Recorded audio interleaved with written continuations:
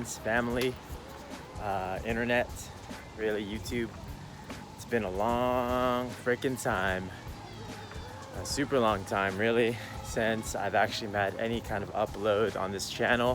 What I'm going to talk about today is obviously very personal. Sorry about that clickbaity sounding title. Kid you not though, it's 100% legit in a lot of ways, and so I'm here to talk to you about that.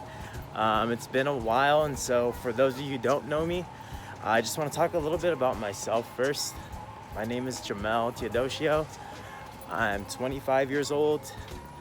This year, right before my 25th birthday, a week beforehand, I had gotten diagnosed with stage 4 colon cancer. So yeah, I got diagnosed with stage 4 colon cancer this year. And here I am 8 months later, walking around alive, feeling great. 10 rounds of chemo out of 12 done, dancing and exercising again. Shoot, it's been a crazy ride nonetheless. So enough about myself. Let's get into talking a little bit about my experience. First and foremost, to give you guys a little background of kind of what I was going through. It all really started last summer, summer of 2018 really. Around August, I was working 9 to 5, working in IT, doing tech support for a personal development company. So the first things I kind of noticed were a change in my bathroom tendencies. I noticed I was going to the bathroom a little more often, which for me was kind of odd because I was already going to the bathroom a lot as it was. I drink plenty of water. I drink about an average of 169 ounces of water a day. Water is life for me. And so I was already going to the bathroom a lot as it was, but I noticed I was going to the bathroom instead to number 1, I was doing a number 2, or I felt like I needed to number 2. And I wasn't exactly number 2ing the entire time. I was, forgive me for this TMI, I was number 2ing, but not really seeing any number 2s. I was seeing some mucus, I was seeing some blood, a lot of blood really, and no real solid stools. And so I didn't think too much of it at the time. I kind of just brushed it off for the first few months before I even told my doctor. And after I told my doctor, finally a couple months after that, she was actually under the impression that I was constipated, like severely constipated. And so I just went ahead and dealt with that for a couple months. Took some fiber, some stool softeners in addition to that. Nothing really changed though. I was still going to the bathroom a lot. And then what started to happen was my stomach was getting more sensitive. It was getting a lot more sensitive to all kinds of things I was putting in, whether it was dairy foods, desserts, high sugar foods really, or just certain drinks, spicy foods. I noticed that my stomach just really wasn't tolerating it, and to me that was freaky because, you know, I'd grown up my whole life very fortunate in it that I could basically enjoy and eat whatever I wanted. I had no food allergies, and so yeah, I was eating tons of dairy, enjoying mac and cheese, one of my favorite meals, that whole thing. But what I noticed was that my stomach was definitely getting more irritated whenever I was indulging in some of those foods. I was losing my appetite a lot more, becoming full a lot faster. And basically, if you think about like the time it would take for your stomach to start digesting the foods, like a couple hours after, or maybe even the middle of the night while you sleep, that whole process was very painful for me. I mean, it didn't start that way, it just progressively got worse as the months went by, as we got closer to the end of the year. And that pain was literally keeping me up at night for hours. Like I couldn't sleep for more than maybe 2 hours max. A lot of times I was waking up every 45 minutes to try and use the bathroom, or just writhing in pain. It was several times where I probably should have maybe went to the emergency room, but I was too afraid to go to the emergency room. I really wanted to make sure I could get to work the next day and not use up all the sick hours that I had. And so I really just kind of bit the bullet and tried to keep going, you know? I thought that's what I was supposed to do. And that eventually led into towards the new year. By then, my doctor had already ruled out constipation, and she actually got me connected to a gastroenterologist, which at the time was booked through December and couldn't see me the rest of that year or the rest of December because The last 2 Tuesdays that they could see me were holidays. It was Christmas Eve and New Year's Day. And so they scheduled me for a colonoscopy. 25-year-old getting a colonoscopy. This year, January 2019, on the 8th. And it wasn't until then that they came to the conclusion that I might have been dealing with an inflammatory bowel disease. They knew it was a lot more than constipation, but they found a lot of inflammation throughout my colon. And the doctor at the time was just saying that it'll be okay. It's something that they've seen before, nothing that I won't be able to manage throughout my life. Fast forward 3 days, I'm walking out of the office. It's like 4:30 in the afternoon, and the gastroenterologist calls me and he says, "Jamel, I'm so sorry. I want to apologize for telling you that you had Crohn's disease the other day. Reason being is that we just got your results back from the pathologist, and they went over the samples we sent them of your biopsy, and they did find evidence of cancer cells." The phone call went a little silent for a second. As you can imagine, I was just devastated. And he proceeded to instruct me on what would be happening next as far as connecting with an oncologist and a surgical team. He asked if he could call my mom for me, or call my parents for me on my behalf, and I accepted, of course. Everything up to that moment, really, I had no idea what I was getting myself into. Oh, another thing, before I even found out, at that time, my stomach had already been filling up with a weird liquid slowly but surely. By January, it was at a tipping point where I had to go get drained. And that liquid that was filling up in my stomach was actually from the cancer cells. So before they even knew it was cancer, there was this liquid in my stomach filling up that was literally being generated from these cancer cells as they were multiplying and growing throughout my stomach. It was disgusting because I ended up getting drained twice in total. I think for a total of close to 6 gallons of liquid, and it was like this gross golden brown, golden yellow color. So yeah, that was the worst, because it actually really stopped my appetite, really made me unable to eat to where I could like literally only eat a bite or two of anything I tried. And my stomach was just distended. I couldn't breathe. I was short of breath. It hurt me to lay down on my back. It was terrible, guys. Moving on. After we finally found out it was cancer I was dealing with, stage 4, because it had actually spread to my liver, all throughout the front of my pelvis, my stomach, and my lower back. What did I do, right? Here we are now. What did I do to really get to this point 8 months later, and I'm just walking around the park on a nice evening here in Irvine. First and foremost, yes, I was devastated, like I said. I was hit with a lot of early onset stress and paranoia. Reason being is that I had no idea what was gonna happen. I was afraid of chemotherapy. My whole life I've been told chemotherapy was this really terrible thing. And so I'd been trying to fight going into chemotherapy for my first month after being diagnosed. I was looking around for a second opinion as hard as I could. Just any reason to not do chemotherapy. And so that was the beginning. After a while, I had to give up and just accept doing chemotherapy. And that's kind of where I want to start. Like I said earlier, I am 10 rounds of chemotherapy in out of 12, 8 months later. And it was not the only thing I did to get to this point, but it was definitely a big part of getting to this point. Chemotherapy, guys. I was deathly afraid I would lose all my hair. As you can see, I still have a good portion of it. I have a condition called alopecia areata as it is, so I do lose my hair every now and then in patches, but I haven't lost it all ever since, and I'm just thankful. So with chemotherapy, the way it worked too, for me specifically, they gave me a very strong form of chemo. Apparently, it's a form that they don't really give to people who are 1, over 40 years old, 2, just not in good shape. You know, they thought that 1, I was healthy enough, I would be strong enough for it, and so they went ahead and gave me this chemotherapy called FOLFOXIRI, which is the combination of 2 different other forms of chemo. Oh my God, this wind, it's really, really killing me, guys. That FOLFOXIRI treatment of chemotherapy was really the first my first real take at really combating this whole cancer situation.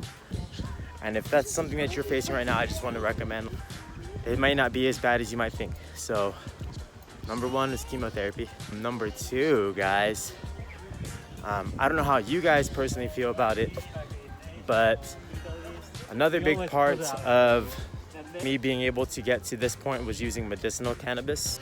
Medicinal cannabis, marijuana, whatever you want to call it, pot. Like I said, I don't know how you guys all feel about it, but this stuff legitimately saved my life in some ways. Yeah, for me, it's actually a lot easier too. Not gonna lie, I was a recreational user of medicinal marijuana before I had ever been diagnosed. And so after I got diagnosed, it was a lot easier for me to just take another deep dive into what strains were more effective for managing my symptoms, what strains were going to be effective in helping me beat nausea, beat fatigue, beat the loss of appetite. And yeah, so I went ahead and went full swing. I was using flour, I was dabbing wax, I was using the Rick Simpson oil, which is the most common form that people use to really fight cancer. Using topicals, I was using tinctures, edibles, really you name it. I was actually all across the board, just because I felt like it would only help the situation and it wouldn't hurt. What I'd read was that what exists inside our bodies already is this system called the endocannabinoid system, where when you introduce THC, CBD, THCA, these different compounds that are found inside of weed, when they get introduced to our bodies use them to basically stop the cancer cell from multiplying in a way of like somewhat paralyzing them.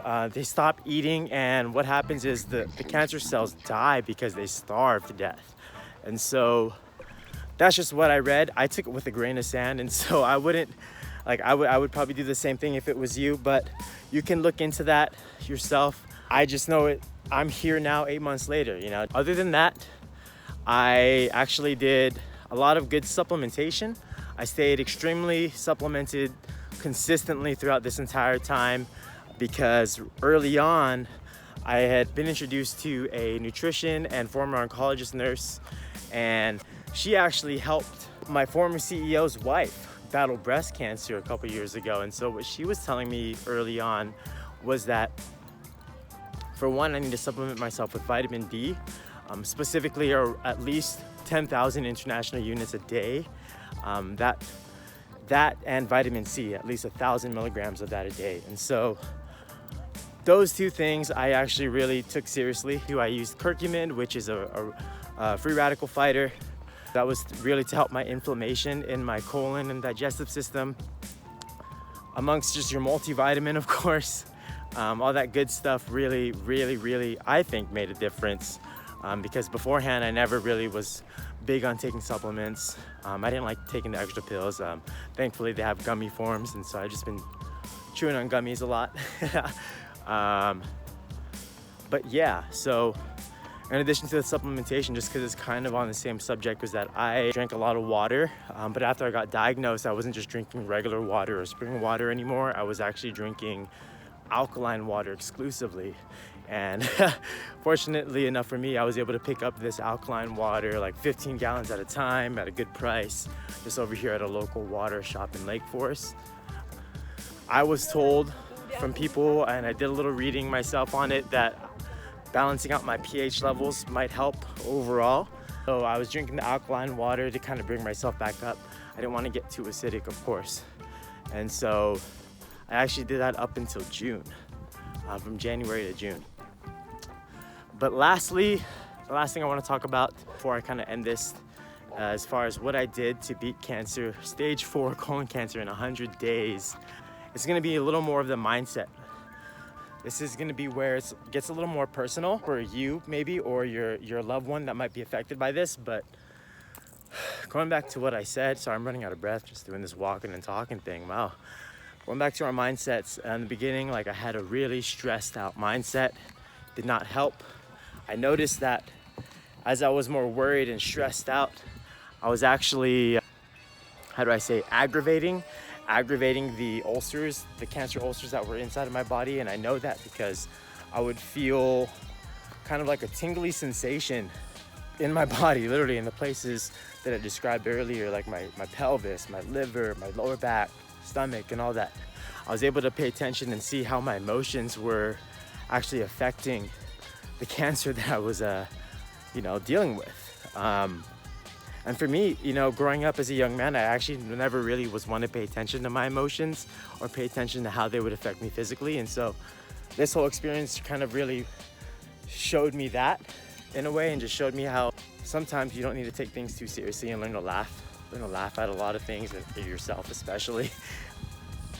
Anyway, going back to the mental thing, yeah, those negative spirals that I would have were literally hurting me. And so eventually I stumbled upon this 100-day challenge on Instagram, and basically it was like right around the time I started chemotherapy. And so for me, I thought it was a perfect time to kind of document that journey of doing chemo, and just to kind of see, like what I'm gonna look like, if I was gonna change. I was just really curious. I thought I was gonna lose all my hair, and so I did that on Instagram, and that's kind of where things started taking off as far as like people knowing about what I was going through, because up to that point I really only kept it to my girlfriend and my family at the time. And so the social support made a big difference for me. And I don't want to say this because I don't want to say it like I relied on that or it like really changed my life, but in a way it kind of did. Like not in like I said, a dependent kind of way, but more so in a way that like the love of people that I'd met throughout my entire life was just kind of coming in. They kind of showed me a lot of the, like I'd hear things like, Jamel, you're so strong, or you're the most positive person I met. And like getting those messages randomly throughout your day, when you're just trying to, one, like not throw up or not like feel like trash, but also get your adult responsibilities done, like take care of disability and take care of your appointments, take care of your blood work, taking care of all those other things. Getting those messages really helped me personally, like to just get up off my ass and do whatever responsibilities I needed to do. I know there was times where my body and mind were both against just getting up and doing things, but if I opened my phone and I saw people like, hey Jamel, you can do this, that was literally all it took for me to just be like, all right, I guess I can, The thing I love to say is a famous quote from a famous philosopher named Ralph Waldo Emerson. It's do the thing, have the power. Whenever I'm down, I'll remind myself of that too, and that really picked myself up. And let's go back to that mindset and mental game. Like I said, people started telling me they were praying for me, and I wasn't super religious beforehand, but once people started telling me they were all praying for me, I couldn't help but try praying myself and really trying to break that boundary myself. And that really flipped the switch for me too, because I started seeing signs. I started feeling differently about how I was experiencing this whole thing. And so, like I said, this is all the personal side, the mental side of things. You can take that however you want it, but what happened to me, I just literally started seeing more and more signs, more and more different reasons as to why I'm still here. But that's really it. I really wish there was like a big secret as far as what I did, but I hope you guys can still take away something great from this video. I've been putting off this video forever because I thought I had to like learn all this video editing software. I thought I had to have the perfect lighting, and I thought I had to be in the perfect place to just do this video, but I realized I was just making excuses. And so thank you so much if you listened to this whole entire time. I'm gonna wrap things up here and just say this. If you or anyone you know has been affected by cancer, whether directly or indirectly, I humbly ask that you share this video with them, only because I know for me, when I first got diagnosed, I was doing all kinds of crazy Googling and looking on YouTube just to have some sort of peace of mind. And I know if I had seen a 20-something at the time just talking about his experience or her experience and them revealing to me that it was okay in not even a year's time, I would have been better off mentally in the beginning going into this. And so if you can do that, I would greatly appreciate it. I do want to use this channel as well to kind of document the journey as it still continues, because cancer isn't over. I mean, I haven't even gotten news that I'm in remission yet. I'm just 95% free, and like I said, I still got a couple rounds to go of chemo, and so I definitely want to keep you guys updated with that here, as well as some other self-love and wellness tips and tricks that I'm learning on my own, you know, as I'm just trying to live this life with you all. And so thank you again for just being here with me for this super long video. Sorry it kind of got a little long there, but I can't wait to kind of start this whole new journey here on YouTube with you guys. And that's pretty much it. I hope you guys have a wonderful rest of your day wherever you're at. Much love from me to you, and water is life. Peace.